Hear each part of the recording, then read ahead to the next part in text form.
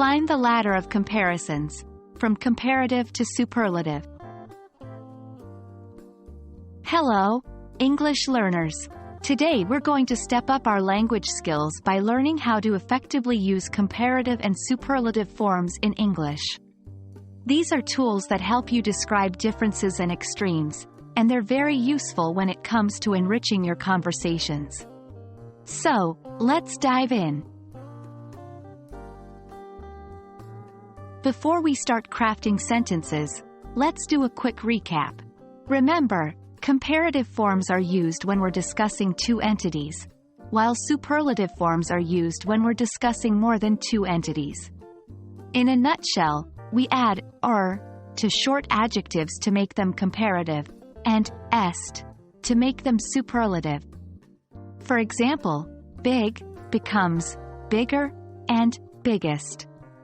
For longer adjectives, we use more and most. For example, beautiful becomes more beautiful and most beautiful. But don't forget, English has plenty of irregular forms that you'll need to memorize, like good, which becomes better and best. Let's start with comparatives.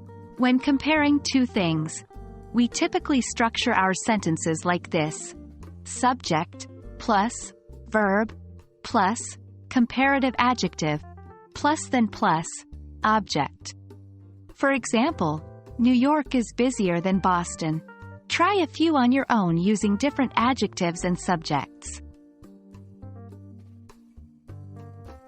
Now, let's move on to superlatives.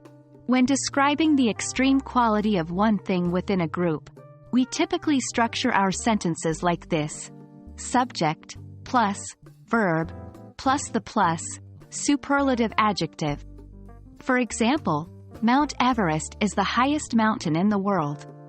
Again, take a few minutes to try constructing your own sentences using superlative forms. The best way to learn is by doing, so let's get some practice in. Try to form comparative and superlative sentences about your city, your favorite movie, or even describe your friends. Remember, practice makes perfect. So, don't hesitate to try as many sentences as possible. Alright, learners. That's all for today's lesson on creating sentences with comparative and superlative forms. Remember, the key to mastering these structures is practice, practice, practice. I hope you found this lesson helpful, and I look forward to seeing you in our next video. Keep practicing, and happy learning!